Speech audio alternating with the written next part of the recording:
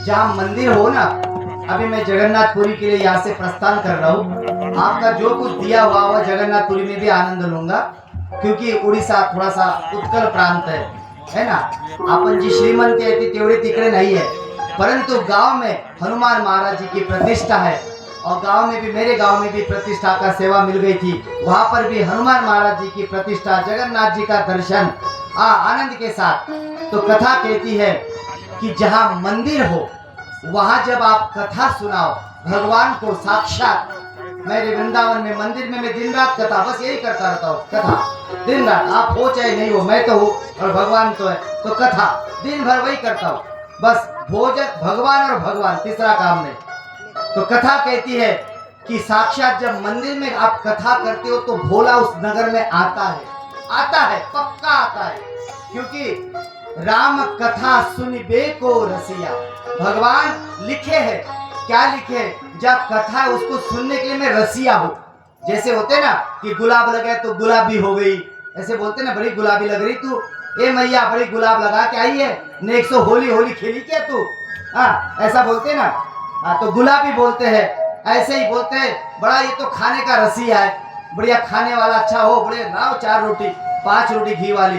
तो ऐसे ही जो कथा को बार बार सुनने को आते उसको रसिया बोलते हैं। और भगवान लिखते कि मैं कथा का रसिया हूँ। जहाँ ठाकुर जी का श्री विग्रह है और भगवान के सामने जहाँ कथा होती है, अन्य कथाओं ने ग्राउंड की शायद आप नहीं जा पाए तो पता नहीं, पर मंदिर की कथा हो तो सबसे पहले मेरा नाम लिख लेना, मैं पहले दौड़ूंगा। मुझे उसका अनुभव है मंदिर में कथा का क्या फल होता है। तो साक्षात भगवान ओंकारेश्वर जी की स्थापना है और इसी समय सूत जी कहते हैं इसी फाल्गुन मास में श्री केदारनाथ की यात्रा आरंभ होती थी। समझ गया? अभी तो ट्रेन में 2 दिन में आदमी जाता है, फ्लाइट अभी नहीं मिलेगी, हेलीकॉप्टर बाद में बुक होता है केदारनाथ का। पर अगर केदारनाथ जाना हो, हमारा केदारनाथ तो यही है, तो बोलते इस समय जो मंदिर जाता है, जैसे केदारनाथ में साक्षात शिव है, साक्षात भारत में नहीं विश्व में 125 पर्वत है, 125 लाख पर्वत। 125 लाख पर्वत पूरे विश्व में। पद्म पुराण कहता है तो 125 लाख पर्वत है। 125, तो उतने पर्वतों में महाराज 125 पर्वतों में वरिष्ठ बड़े पर्वतों में सबसे बढ़िया, सबसे महान, सबसे सर्वोत्कृष्ट पर्वत है जिसको कहते हैं कि श्री केदार खंड का पर्वत, जिसमें गोवर्धन है, जिसमें साक्षात केदार खंड में से गोवर्धन आए। केदार खंड में से गोवर्धन आए थे काशी जाने के लिए। हाँ, हिमालय से गोवर्धन निकले काशी जाने के लिए, और ऋषि ने बीच में ही श्री वृंदावन देखा, प्रणाम किया और प्रणाम करके नीचे रखा गोवर्धन को। अब गोवर्धन ने कहा कि बाबा आप अकेले जाओ, मैं नहीं आऊंगा काशी। आए तो थे काशी के लिए, बस गए भगवान कृष्ण के यहाँ पर गोवर्धन महाराज। तो सारे तीर्थों में बोले शिव जी यही आ जाएंगे, और गोपी बनकर शिव आज भी वृंदावन में वास करते हैं। तो 125 पर्वतों में सर्वोत्कृष्ट पर्वत जो है, ऐसे हिमालय की यात्रा इस समय चालू होती है फाल्गुन मास में। ये लिखा हुआ है केदार दर्शन यात्रा फाग माघ फाल्गुन यस्य मध्य शिवरात्रि तिथिया, इस तिथि में आरंभ होती है। और माघ कृष्ण चतुर्दशी माने अपना फाल्गुन चालू, उधर माघ चालू है। इस समय चतुर्दशी को जो उपवास करता है, जो जागरण करता है, जो संगीत करता है, संगीत माने रात को 12 से 12:30 जो ताली बजाता है, ढोलक बजाता है, मंजीरा बजाता है। और ये मंत्र मैंने फोन पे एक मेरे मित्र को कहा कि प्यारे वो बड़े ज्योतिषी है, वो एकदम बहुत अच्छे ज्योतिषी है, बिल्कुल पूर्व जन्म वगैरह मुझे बताते हैं।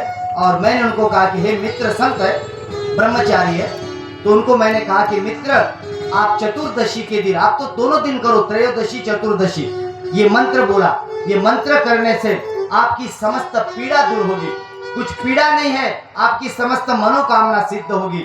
बटुक भैरवाय आपत उद्धारणाय मम रक्षाम कुरु कुरु स्वाहा, ये मंत्र अवश्य करो। इसमें लिखा है चतुर्दशी के दिन, पद्म पुराण में, चतुर्दशी माने शिवरात्रि, शिवरात्रि के मध्य रात्रि 12 से 12:30 दोनों दिन करो। शिवरात्रि 2 प्रकार की होती है, एक होती है अमावस्या युक्त जो शिवरात्रि चतुर्दशी, और एक त्रयोदशी युक्त माने प्रदोष युक्त। जैसे आज के दिन चतुर्दशी और अमावस्या भी लग रही है, तो अमावस्या और चतुर्दशी मिलके हो गई, और आज त्रयोदशी और चतुर्दशी है, तो आज का ज्यादा अच्छा लाभ। जैसे आज एकादशी जो है वो एकादशी है, दशमी युक्त नहीं है, तो आज हमने करी। कल दशमी थी, आज एकादशी, नवमी, आज दशमी।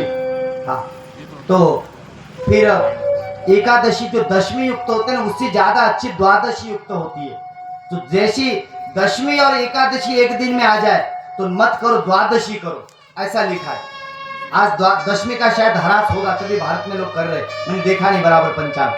तो दशमी युक्त एकादशी, मराठी सांगतो, दशमी युक्त एकादशी केल्याने पाप लागते, दशमी नसली पाहिजे। हाँ, द्वादशी असेल तर चालेल, द्वादशी एकादशी चालेल, अहो एकादशीचा ऱ्हास असेल केव्हा द्वादशी तरी चालेल। अशीच जो चतुर्दशी है वो त्रयोदशी युक्त हो तो बहुत बढ़िया, त्रयोदशी प्रदोष युक्त हो तो छान चांगली, अमावस्या से ज्यादा अच्छा। पर आप तो दोनों ही करो, त्रयोदशी चतुर्दशी वाली रात को 12 बजे से 12:30 बजे तक बटुक भैरवाय आपत उद्धारणाय मम रक्षाम कुरु कुरु स्वा, इस मंत्र का जो जप मैंने 50,000 जप एक मेरे मित्र के लिए ब्राह्मण से करवाया। हाँ, ब्राह्मण विधिवत करता है। आप हाथ में पानी लेके फेंक दोगे तो पाप लगेगा, हाथ में पानी नहीं लेना चाहिए, ऐसे हाथ से पानी लेते ऐसा नहीं। कभी भी पुष्प लो, एक पुष्प से पानी लो, एक आचमनी लो, आचमन का हाथ अंदर रखो, बाहर नहीं, अंदर करो, और ऐसा इस उंगली को यहाँ लगाओ, ये लग गई, हाँ, और इसको फिर मोड़ो और फिर ऊपर अंगूठा लगाओ। कैसा लेना चाहिए? जल, है ना, इसको बोलते हैं आचमन, आचमन। पहली इस उंगली को, प्रथम उंगली को याला म्हणतात तर्जनी, है ना, तर्जनी को यहां से यहां तक ज्वाइन कर दो, ये जो जुड़ गया, आगे मत ले जाओ, यहीं पर जोड़ दो, फिर इसको घुमा दो, फिर ऊपर अंगूठा लगाओ, हाँ, और फिर ये बढ़िया गड्ढा हो गया गंगा जी, और फिर यहां से लो, कितने प्रेम